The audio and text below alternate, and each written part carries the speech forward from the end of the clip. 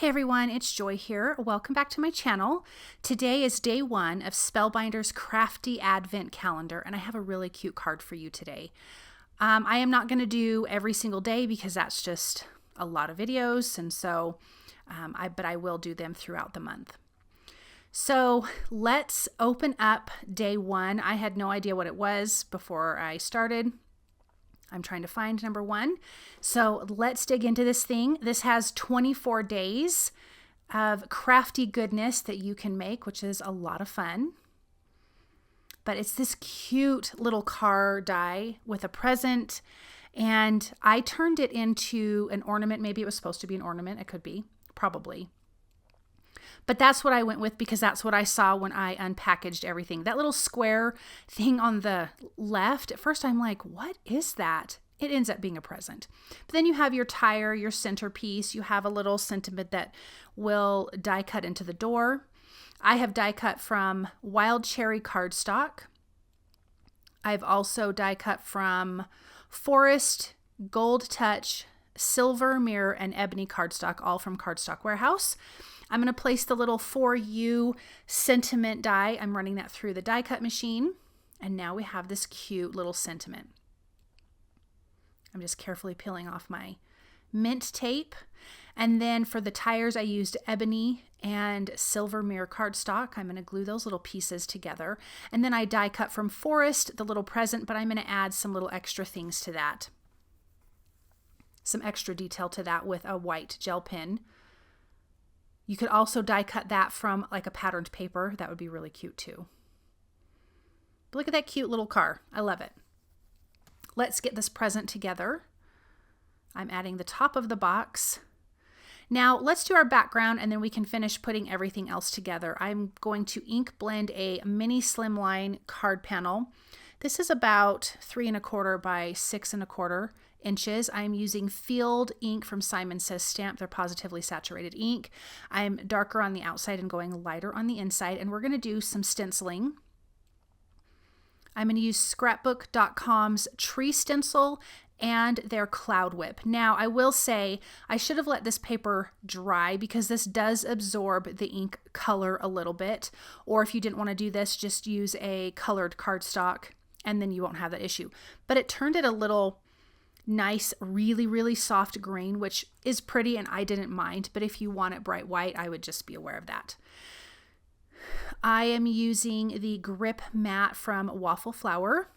It's sticky. I'm going to adhere down my paper and then my stencil, and I love this tree stencil. It's so pretty. It has different trees and little polka dots. And then this is the cloud whip. I'm going to put on a thin layer. I don't want it to be too thick because I do want it to dry on the quicker side, and it does. So I'm going to scrape the excess off, and then I'm going to wash this and my palette knife immediately so that way nothing gets hard. But when we peel this back, you'll see how pretty it is against that fun green background. Isn't that darling?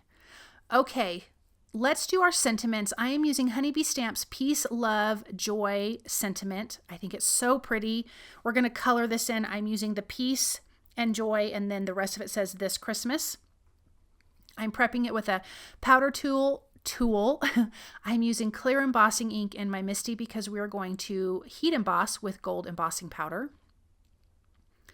I like to use a scratch piece of paper to sprinkle it on, and then I can just funnel that back into my container. My heat gun is heating up. That way it will melt really fast, and then I just kind of have less warping on my cardstock in general. How cute is that?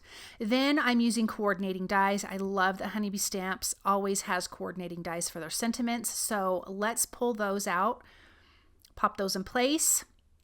I'm going to use some low tack tape, and you could leave the sentiment as is. I think it also is pretty as an open sentiment, but we're going to color it with some red Copic markers and add a little something extra to it, especially with that gold embossing powder. Now, I will say be really careful when you're coloring it. Don't color onto the embossing powder. It can ruin your nibs. So something that you could do is you could stamp this with black ink first, leave your stamps in the Misty, color your images, Put your stamp back in, stamp it again with clear ink, do the embossing. You won't see the black lines.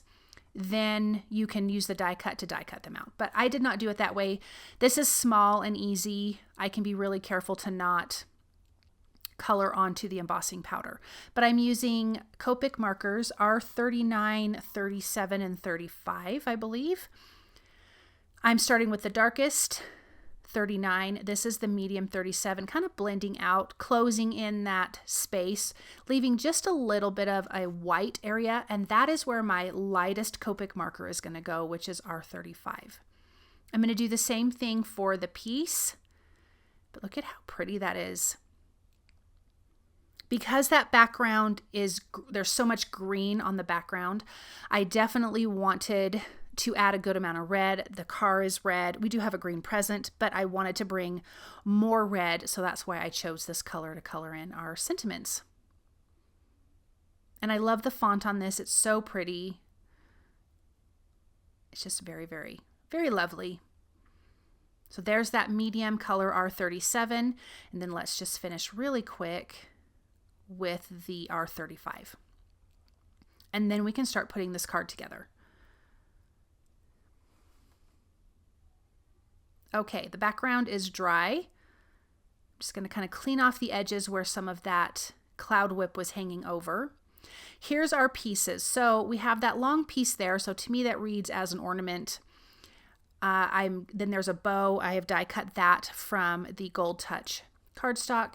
Here's my white gel pen. I'm adding some details to the images right now. Usually I do that at the end, but I already had it out for that present. So I thought, might as well just add it to the car. And the tires. I do end up adding some polka dots to the lid of that present. I was kind of thinking about it while I was highlighting the car. But this just gives it a little something extra. Then we have our two pieces for the bow, which goes on the top of our present. And then the long piece, which is to me like the ornament string, is going to also be adhered behind the present, but it'll look like that's all kind of one piece and it's hanging together. So a little dot of glue on the bottom of that. I'm going to adhere that to the back of my present. Put that to the side. And then, of course, I want dimension. So the sentiments, the present, the car, everything is going to have dimension on this. So I'm just using some foam squares, foam sticky squares, foam adhesive squares.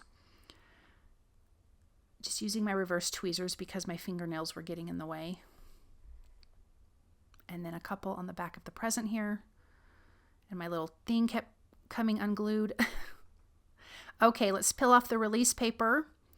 So the word piece is going to be at the top. I want the car ornament hanging from that. I want that to be what it looks like. So I want the top of that ornament, the string, to go underneath the piece. So right now I kind of need to carefully just lay everything out. I'm not going to adhere it down yet, the rest of the pieces. That way I can get everything lined up nicely. Get everything spaced out good. I want to make sure that the car is up high enough. That way when I tuck the present underneath, that string is going to go up under like the A there. And that is perfect. Then I can finish adhering the rest of the sentiment. And as you can see, that red is so pretty against all of that green. Let's add this. I'm going to add this to a white slimline card base, which measures 3.5 by 6.5. And let's take a look at this up close. Super cute. Really easy card to put together. I love how it turned out. Thank you guys so very much for stopping by and watching. I hope that you enjoyed this project, and I hope you have fun crafting this holiday season. Bye.